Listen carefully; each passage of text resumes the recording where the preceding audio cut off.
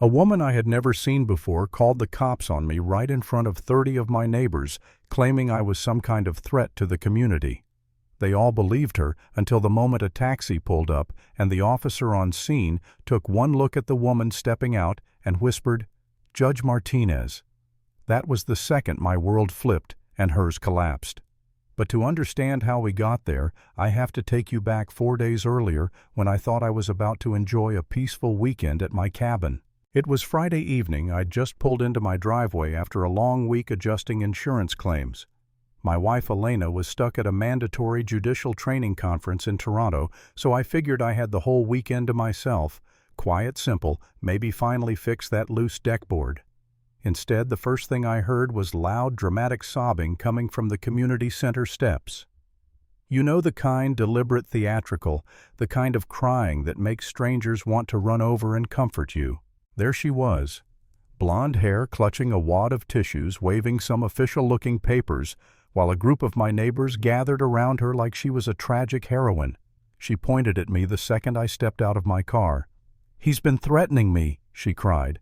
"I'm just trying to protect community standards, and he keeps harassing me." My stomach dropped. Every single pair of eyes turned on me, neighbors I'd barbecued with borrowed tools from, waved to every morning.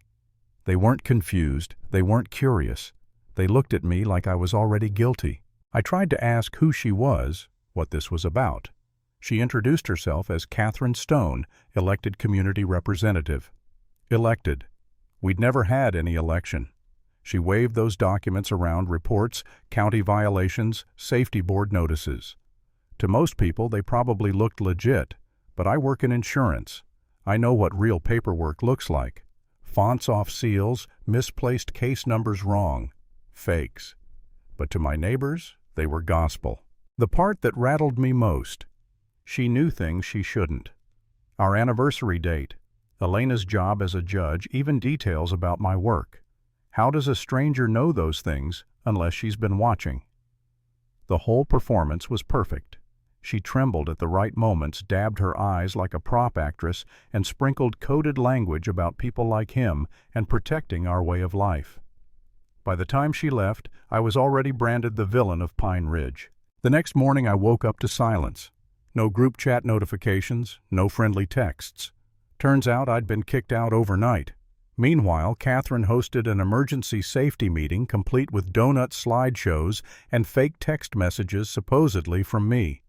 By lunchtime, half the neighborhood believed I was a danger to their kids. At the grocery store, Mike, the owner, avoided eye contact. At the gas station, the clerk turned his back.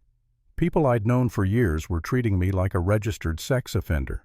Even my best friend Bob Wilson was acting strange. He'd been my guy for 7 years, the one who helped me move furniture, cracked beers with me after long days. But now he kept asking suspicious questions about Elena's cases, our schedule, if we'd made any enemies. His phone buzzed non-stop with messages from someone labeled KS. One I glimpsed said target confirmed at home. Proceed with phase 2. By Saturday night, things escalated. My cabin was vandalized, spray paint on the door eggs on the window's tire slashed. And in my mailbox a glossy flyer inviting everyone to a community tribunal where I'd be the subject of discussion. I felt trapped, humiliated, like my own home had become enemy territory. That night Bob finally broke. He showed up at my door, eyes bloodshot, reeking of cigarettes. He confessed Catherine had once been his client. A renovation project went sideways, and he owed her $25,000 in penalties. She held all the documents and threatened to destroy his marriage if he didn't feed her information about me. My best friend had been spying on me, handing over details piece by piece while Catherine built her case. Betrayal doesn't even begin to describe what I felt. By Sunday, Catherine made her big move. She marched up to my cabin with a notary and property transfer documents. "Sign the deed over for $20,000, she said, "and this nightmare ends. Refuse, and Monday morning will be worse than you can imagine." She was calm, confident, like she already owned me. And the truth. For the first time I believed she might. My neighbors hated me. Businesses refused me. My property was vandalized, and Elena was unreachable. I stood in my living room staring at those papers thinking maybe surrendering was the only way out. That was my lowest moment. I actually wondered if I'd done something to deserve this. If maybe Elena's work as a judge had brought this on us.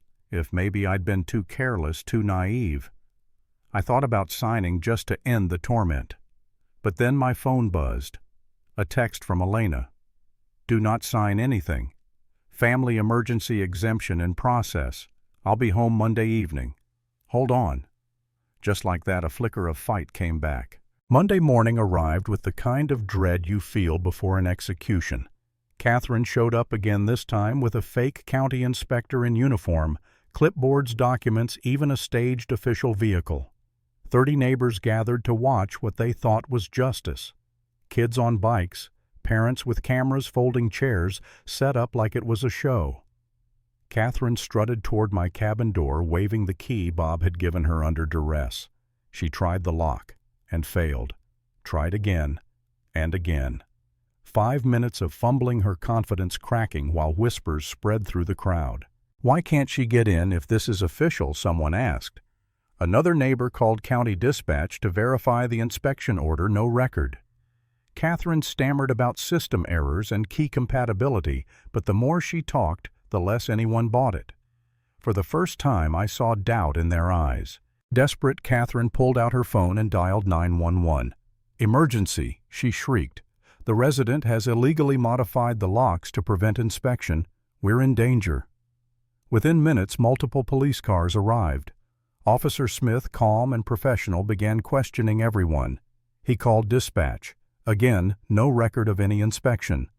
Catherine doubled down with crocodile tears. The neighbors chimed in with rehearsed lines, and I stood there silently wondering if this was how my life ended, publicly shamed, carted off like a criminal. Then my phone buzzed again. Elena landing now. Taxi to cabin. 15 minutes. Don't sign or admit anything. I clutched that message like a lifeline. 15 minutes later, a black sedan pulled into the street. Out stepped Elena, my wife, in her sharp black suit, county court ID clipped to her lapel, briefcase in hand. She looked every inch the authority she was. Officer Smith froze, his eyes widening. "Judge Martinez," he whispered loud enough for everyone to hear. Silence rippled through the crowd. 30 people who had treated me like a monster suddenly looked like they'd seen a ghost. Sarah Mitchell's mouth dropped open. Tom stumbled backward. Parents pulled their kids closer. Catherine's face drained of color. "You weren't supposed to be here," she stammered. Elena walked forward, calm and cold. "Officer Smith, good to see you again. I understand there have been false inspection claims, harassment, and forged documents involving my family while I was away." Her tone was ice, the kind that freezes a courtroom. Catherine panicked. "This is personal. She can't be involved. Judges can't handle neighborhood disputes." But Elena didn't blink. She opened her briefcase, pulled out a file, and read aloud. "Catherine Stone, convicted in this county 3 years ago for defrauding elderly residents, sentenced to 2 years, currently on supervised probation." Gasps shot through the crowd. My neighbors looked at each other in horror, realizing they'd been duped by a con artist. Catherine snapped. "Your husband was weak.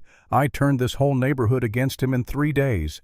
It was beautiful," she screamed, her victim act gone. Officer Smith didn't need more. Dispatch confirmed probation violations, interstate travel without approval, contact with judicial families. Catherine was done.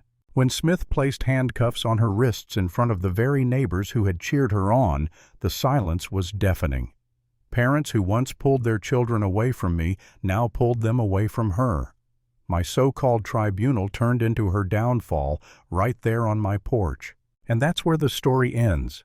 Not with a celebration, not with applause, just the sight of a woman who tried to destroy me being led into the back of a police car, her world crumbling in front of the people she'd manipulated. Sometimes justice doesn't come with fireworks or speeches.